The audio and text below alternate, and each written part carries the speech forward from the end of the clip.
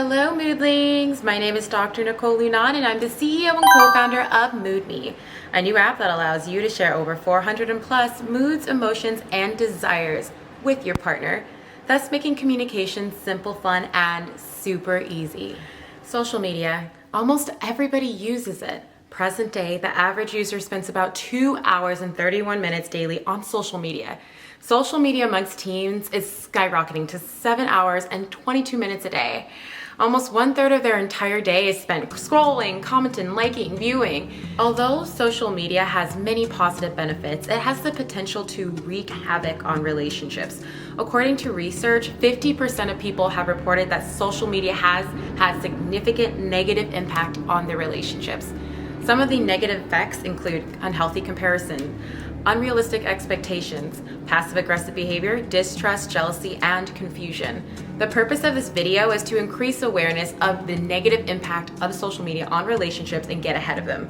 The more you know, the easier it will be to bypass the drama and still enjoy social media, all the while protecting the relationship. So let's jump right in. How can social media impact your relationship? Let's start with number 1. Social media creates unhealthy comparison and unrealistic expectations. You're scrolling through Instagram and all of a sudden you see the cutest picture of your friend and her boyfriend in the Maldives. Although you may be happy for your friend, the picture triggers a sticky question. Why isn't my boyfriend taking me to the Maldives? It suddenly makes you think that your boyfriend may not be doing enough or doesn't care enough to do something so grand like this. Thus, you begin to compare your relationship to that of what you see on Instagram. It can happen in an instant. It's like the picture planted a seed of insecurity in the mind, and over time it grows. When you're going through a tough time in your relationship and you scroll through the gram to see all those happy faces and posed couples, it can make you feel like you're the outlier, like you're abnormal because your relationship is currently struggling, or not as good as what you see on social media. Or maybe the other mothers who are posting how happy they are with their child, and you've been really struggling to have your first baby with your husband. Social media is meant to cause comparison. Also, it's mostly fake. Not many are going to post pictures of when they're fighting with their boyfriends or when their girlfriend travels a lot for work, thus leaving them lonely, or the food sickness that they may have experienced while traveling to the Maldives. Social media is a front for perfection that does not exist. It creates unrealistic expectations of how relationships truly are. It has a knack for taking snapshots of the best moments, well choreographed moments, and leaving out the tears, the arguments, the compromise, the sleepless nights, the chores, the I'm sorry's, the tough times. Social media will have a couple more focused on their image rather than focusing on the actual relationship, their communication, their love for each other, and how they can improve. Most of the posts are edited and filtered and highlight unrealistic images of what a relationship truly is. When we attempt to measure up to these fantastical pictures, we inevitably feel like we're falling short. Obsessing over the fantasy world of social media can make you feel like you're just not enough. It can make your partner feel like they're not enough. It can make your relationship feel like it's not enough. Social media has the ability to change how satisfied you feel in the relationship. Just know that the world you see on social media isn't 100% real. It's based on the happiest and most posed snapshots of everybody's life. Therefore, you cannot compare your relationship to those that you see because it's not a true version of the relationship. You aren't seeing the relationship in its entirety, just the good parts. Number 2. Social media causes confusion, passive-aggressive behavior, and jealousy. With the ability to see who your partner is following, who follows your partner, what comments and likes were left on the pictures, what kind of pictures they're posting, there's most definitely room for jealousy. In fact, research has shown a link between social media and heightened jealousy. People may not like to see their partner looking at other women's photos or adding other women as friends or commenting on their bikini pictures. In fact, it births little seeds of jealousy and confusion to see these things. The girlfriend may then click on some of the profiles and compare herself to the women that her partner has been social stalking. This type of social media behavior can lead to the girlfriend thinking that her boyfriend's cheating on her. Feelings of suspicion and paranoia may arise in the girlfriend, thus spiking her anxiety and making her more obsessed about stalking any girl that her boyfriend adds as a new friend. So then the girlfriend decides to post sexy pictures, just like the girls that her boyfriend follows. However, her boyfriend doesn't like or comment on her sexy pictures. You see what I mean? It's confusing. Social media has its own passive-aggressive way of getting at relationships. For example, one partner may post their significant other on stories and on their profile, and the other partner may not post anything of the significant other, and it kind of looks like they're single.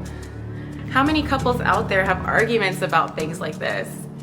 For the person that doesn't post their significant other on Instagram, it kind of leaves the one who does post questioning whether they're cheating, whether they're receiving DMs, or they're just like hiding the relationship and keeping it a complete secret. Social media has a way of creating and perpetuating distrust in the relationship, and that distrust then creates a feeling of needing to know more, which can lead to stalking. And stalking somebody in person is considered creepy, but on social media, it's been deemed somewhat normal. It's no wonder why couples who spend a lot of time on social media tend to fight more. And number 3, social media has a knack for distracting and distancing you from the relationship. Due to the popularity of social media, it can cause partners to value an internet connection over real life connection. Therefore, dinners might be spent looking down, scrolling mindlessly to avoid a real conversation, and taking away from the ability to be present with your partner. Instead of leaning into the relationship and the connection, social media provides an opportunity to look outside of the relationship.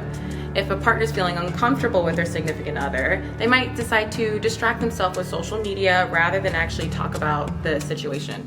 So in that way, it can be used as an avoidance tool. With beautiful, filtered people everywhere, it might be easier to distract themselves and lust over others rather than just appreciating that beautiful person that's right in front of them. Now that we have discussed some of the negative impacts of social media has on relationships, how can we still use social media and not have it impact our relationship? Well, if you're in a relationship and social media is impacting your love, your relationship, it helps to set some boundaries and some ground rules. What's going to help you both feel safe? What's acceptable for a partner to do on social media? Is there anything that's a big no-no for you? Like, I know it's uncomfortable to have these conversations, but this uncomfortable conversation could help you prevent future arguments. So if you don't feel comfortable with your partner slipping and sliding into others' DMs, then you might have to talk about it. Or if you don't like it when they comment on other people's pictures, specifically like the opposite sex, let your partner know about it. Give them a chance to describe why they want to do these things instead of being passive aggressive and stewing silently, or worse, retaliating. Don't go snooping around. Once you two have set clear social media boundaries, it's important to respect each other's privacy. That means no snooping. At some point, you have to trust your partner, and going down that dark paranoia hole of what your partner is doing all the time isn't really healthy. It's a bad habit to be a detective continuously, and it's freaking exhausting. If you're looking for reasons not to trust your partner, it's probably because there's already lack of trust in the relationship. And you may be using social media as a way to prove to yourself that this person can't be trusted. Treat those on social media like you would treat people in real life.